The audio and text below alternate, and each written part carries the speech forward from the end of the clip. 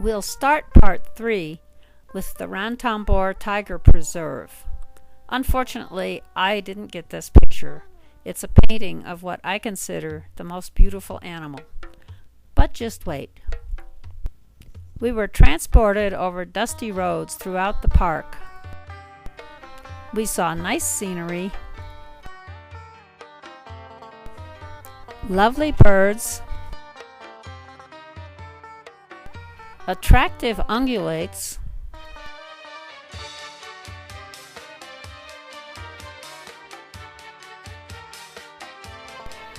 and a glorious tiger in the wild. What a thrill. Not every safari yields a tiger in the wild. We wander the streets outside our elegant hotel, stalls selling all kinds of wonders. This young man will iron your clothes for you with this coal-heated iron. We watch goodies being prepared. A barber shop. Everything is open to the air here. Life looks very much like this in any small town in India. A souvenir shop displays beautiful fabric art. I like this tablecloth. Now we come to the entrance of the ruined fort Ras Hamir, built in the 14th century. We meet some of the locals. We ascend the stairs of the very well-preserved ruin. Bright orange Hindu shrines brighten up the paths.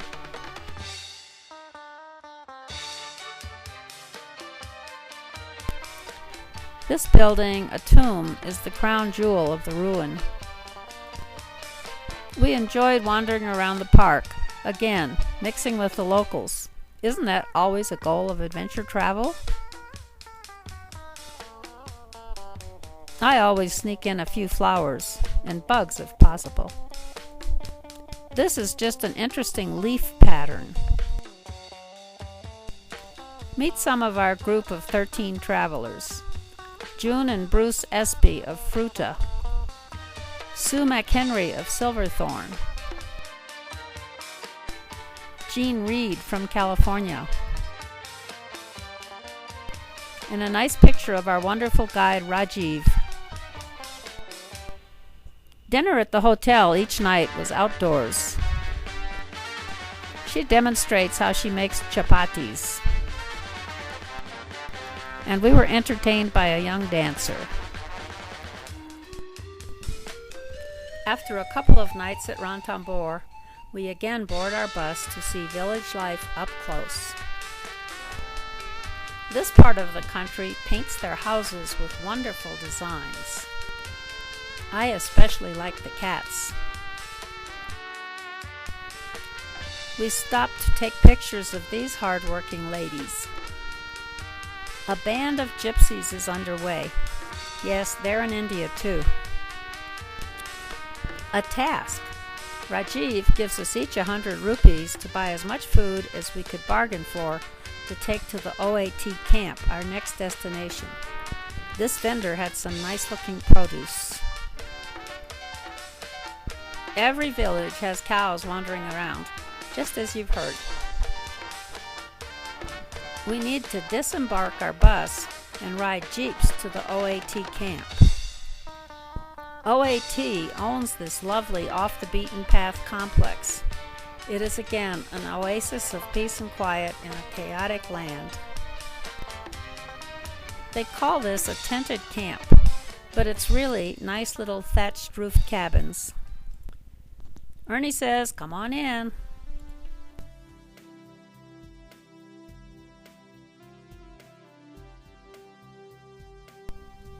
The dining room is bright and cheery.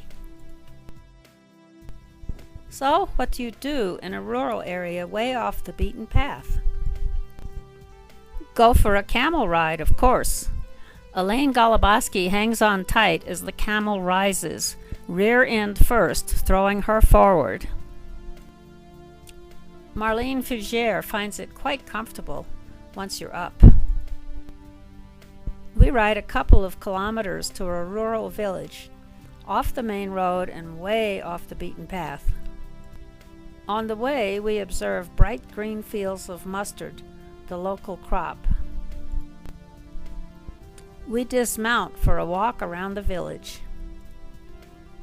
Daily life goes on. They're not too concerned about us.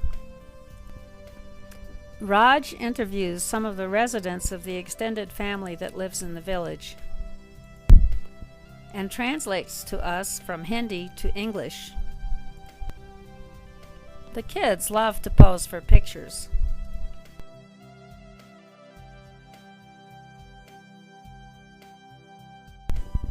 Back at OAT camp, we are astounded by the talented local dancers.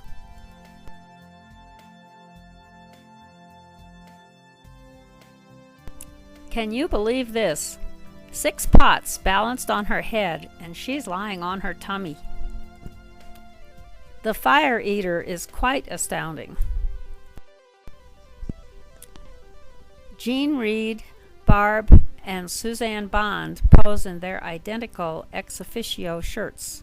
We had all purchased them before the trip, unbeknownst to each other. After leaving Oat Camp, we stopped at an amazing site, a 9th century step well, very, very well preserved.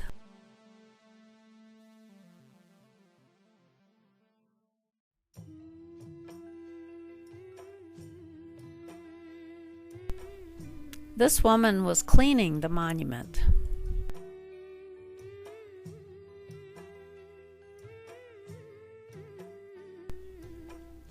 Ancient sculptures decorate the site.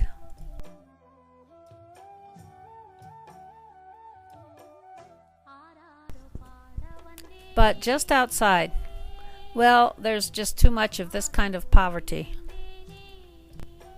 And this kind. Kids outside the bus begging. Primitive cultivation methods.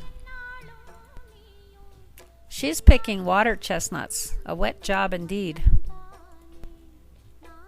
A lunch stop at a lovely hotel. We are welcomed. Outside the hotel was a puppet show. Now for another of the fabulous monuments of India. Fatehpur Sikri, a huge capital city built by the great Mughal Emperor Akbar in 1570, but abandoned after only 14 years, probably for lack of water or for strategic reasons as well. We have today a remarkably preserved city that was hardly lived in at all. Let's enjoy some of the buildings and details.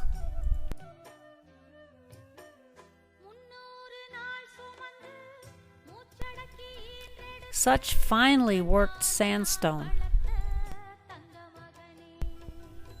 Intricate details cover walls and ceilings. Note the Star of David, a common design element in many cultures.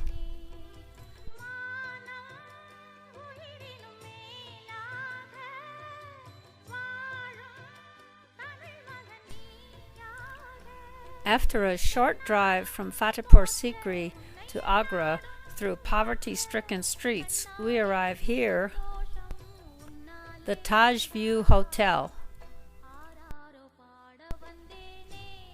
This was our view out the window. Our room was comfortable as always. This is, of course, the reason every tour to India goes to Agra. Your tour guides through this photo journal, Barbara and Ernie Warren. The Taj Mahal was built by a Mughal emperor, Shah Jahan, as a tomb for his wife Mumtaz, who died in childbirth with her 13th child. Built between 1631 and 1648, it is considered the most perfectly proportioned building in India, perhaps in all the world. We spent a couple of hours enjoying the beauty of the famous monument in its grounds and outbuildings. We don booties over our shoes to enter the inner sanctum. No photos allowed of the tomb itself. But let's enjoy some of the beautiful decor on the outside of the building.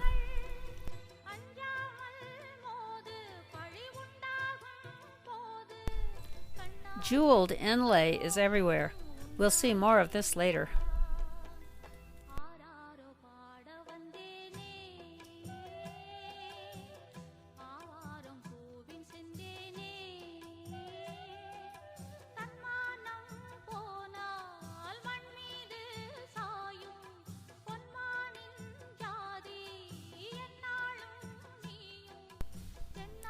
This mosque is one of the outbuildings on the complex.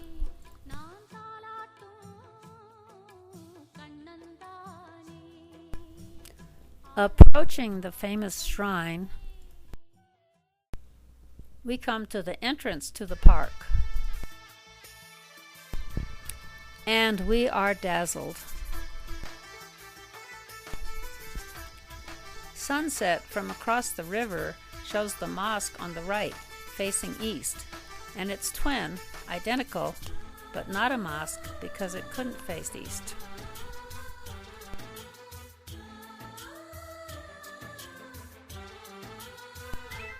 Back at the Taj view, preparations were being made for a fabulous Hindu wedding. The back garden of the hotel is aglitter with lights. The throne is ready for the bride and groom. The invited guests arrive in their gorgeous saris. The groom arrives on his jeweled horse, and he's carried through the hotel on the shoulders of his friends. Everything is ready, but this uninvited hotel guest finally gave in to exhaustion and didn't see the actual ceremony. It went on almost all night. We visit a shop where the beautiful jewel inlay is sold. The entrance gives a clue of the beautiful things within. First, we see a demonstration by the artists.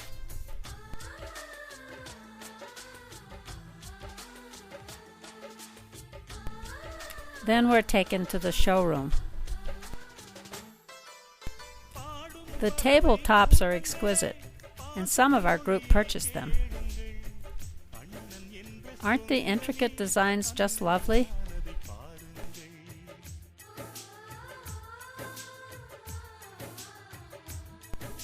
Of course, you could have the Taj Mahal in your home. The shop was full of other tempting wonders as well. Fabric arts are so beautiful. One last wonder of Agra, the Agra Fort, built originally by Akbar, which later became the prison of Shah Jahan. His son, Jehangir, overthrew his father and imprisoned him here. It's a castle fort with a true moat around it. This is Shah Jahan's prison. Joan de Graaf interacts with some of the Indian visitors to the Agra fort. We are once again dazzled by the Mughal architecture, with all its amazing detail.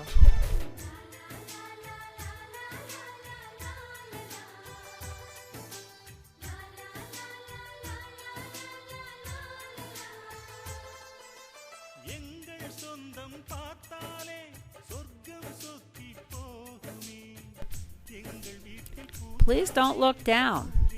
We wondered how and why these ladies got out on this ledge. This is where Jehangir imprisoned his father, a room with a view of the Taj Mahal. Reality check. The traffic and squalor of the city of Agra outside the opulent monuments of the Mughal Empire.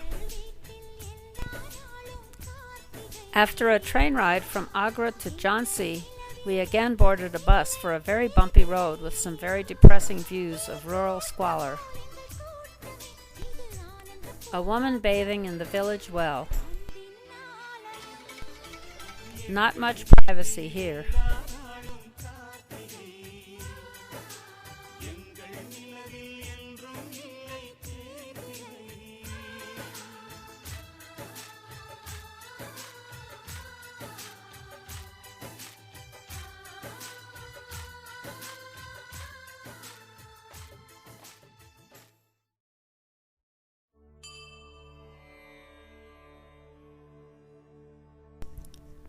What on earth?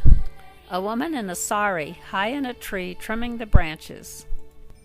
She smiles when she sees our cameras poking out the bus window.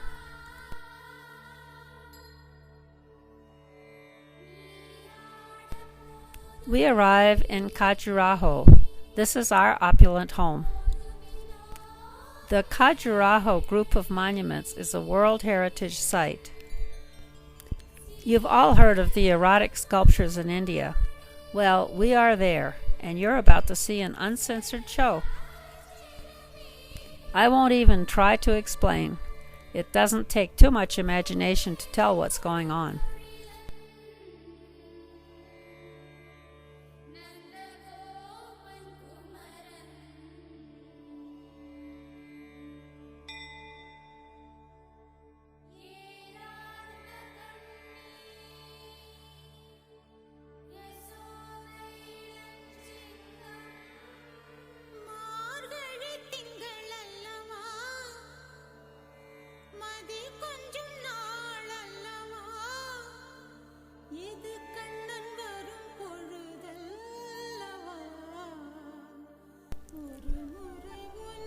There are 22 temples remaining from the original 85 built in the 10th century.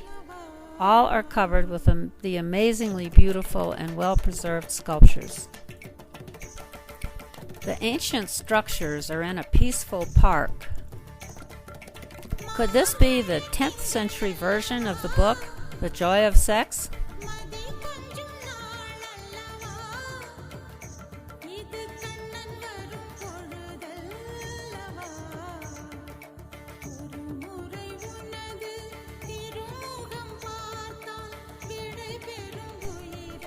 I can't resist. The elephant snickers at the strange goings-on. This temple has bats in the belfry. These students wanted to have their pictures taken with us. We're the pale ones.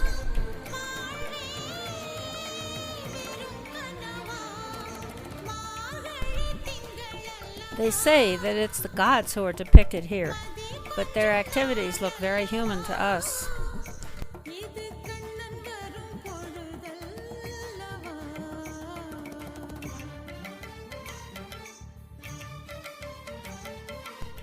Do you remember as a kid perusing National Geographics for pictures of topless native women?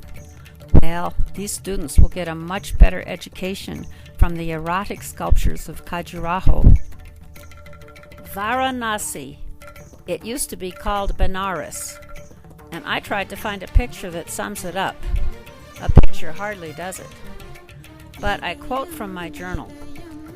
Oh my God, Varanasi has exceeded our expectations. The wildest, dirtiest, most bizarre place we've been yet. Our adventure started with a night ride in a rickshaw through a busy commercial main street.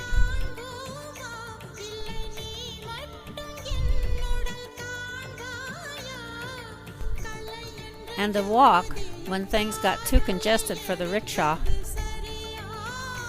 down to the holy Ganges River, where we sat out in a boat on the water and observed a ceremony of lights. But the real highlight came the next morning when we boarded a boat to watch the sunrise across the river.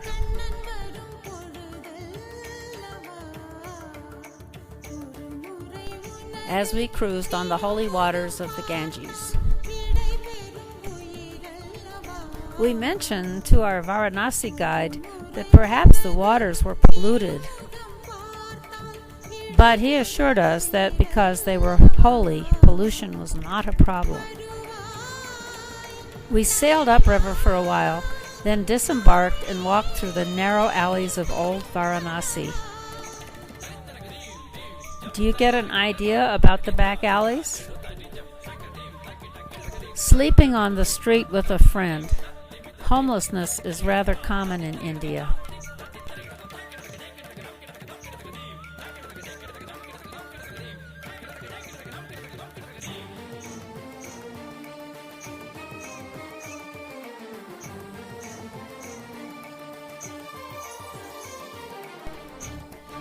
Isn't that the Pepsi logo? We saw many signs for yoga schools. After our walk, we boated back down the river and reveled in the colorful scenes on the ghats leading down to the Ganges.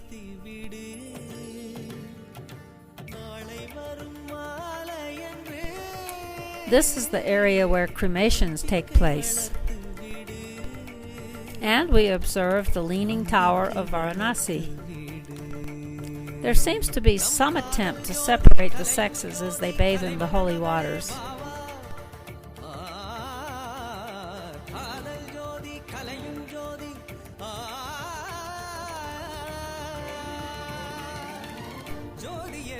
People were washing their clothes in the water.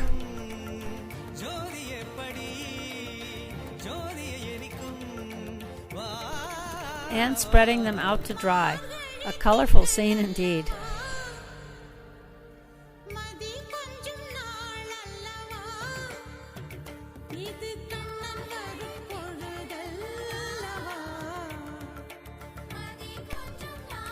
We expected a rather somber scene along the Ganges, but we saw a lot of socializing and joy in the bathers.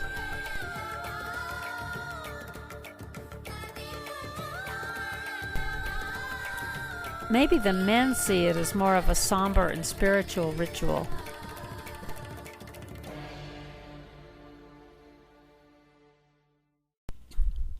We have to leave Varanasi after 2 days there, and we pass this tent village on our way out of town.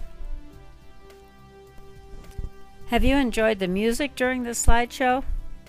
Indian music is frankly not my favorite, but in the interest of giving you an idea of the sounds, it's all authentic, if not a delight to Western ears.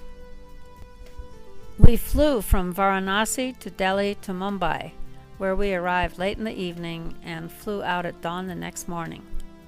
Donna Hildebrand and Elaine Goluboski pose with Rajiv as we wish him a fond farewell. The icing on the cake for me was reconnecting with an Indian friend who I hadn't seen for 40 years. I'd lost track of her, but I Googled her and we had a wonderful visit in her native city of Mumbai. Leaving Mumbai and India on November 17th, 2005. How can I end this slideshow? Can we sum up our visit to this amazing country? How about this picture of a few of the 330 million Hindu gods? Well, we'll end the photographic journey with this photo that says it so well. Incredible India.